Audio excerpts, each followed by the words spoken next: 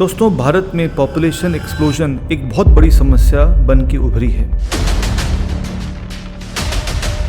जनसंख्या तेजी से बढ़ रही थी, लोगों को जबरदस्ती नसबंदी के लिए धकेला गया। नसबंदी का शिकार मुख्य रूप से महिलाओं को बनाया गया, जबकि पुरुष नसबंदी अधिक आसान और सुरक्षित होती है।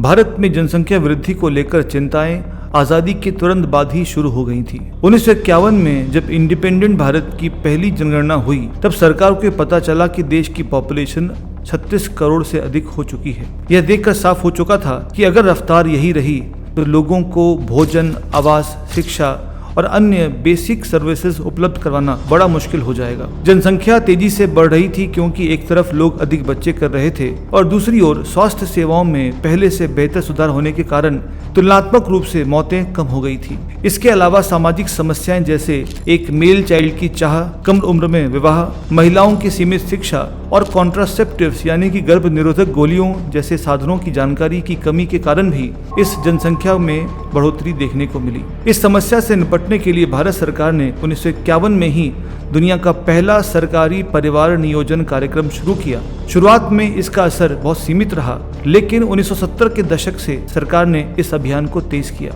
1971 में नसबंदी को जनसंख्या नियंत्रण का मुख्य उपाय बनाया गया। लोगों को नसबंदी के बदले पैसे, राशन और अन्य लाभ देने का प्रलोभन भी दिया गया। 1975 में जब देश में आपातकाल लगा, तब इस अभियान ने एक बहुत विकराल रूप ले लिया। लोगों को जबरदस्ती नसबंदी के लिए धकेला गया और एक वर्ष में ही लगभग 62 लाख नसबंदियां की गई, जिसमें से कई लोगों के गलत ऑपरेशन के कारण उनकी मृत्यु भी हो गई। इस क्रूर अभियान की निंदा न केवल राज्य में, राष्ट्र में, बल्कि अंतर्राष्ट्रीय स्तर पे भी की गई और अंतर्राष्ट्रीय स्तर पे लेखक सलमान रश्दी ने इसे अपनी किताब मिडनाइट चिल्ड्रन में भी दर्शाया।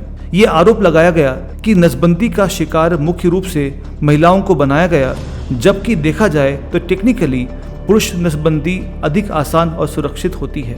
2011 की जनगणना में भारत की जनसंख्या 121 करोड़ दर्ज हुई, लेकिन तब तक भारत की पॉपुलेशन ग्रोथ रेट में धीरे धीरे गिरावट आने लगी थी। कोविड-19 महामारी के कारण 2021 की जनगणना टाल दी गई, जो कि आमतौर पे हर 10 वर्षों में करवाने का प्रावधान है और अब यह जनगणना 2027 में डिजिटल माध्यम से करवाने की योजना है। भारत ने पॉपुलेशन कंट्रोल में चीन जैसी सख्त वन चाइल्ड पॉलिसी नहीं अपनाई, बल्कि धीरे धीरे शिक्षा, जागरूकता और वॉलंटरी उपायों को प्राथमिकता दी।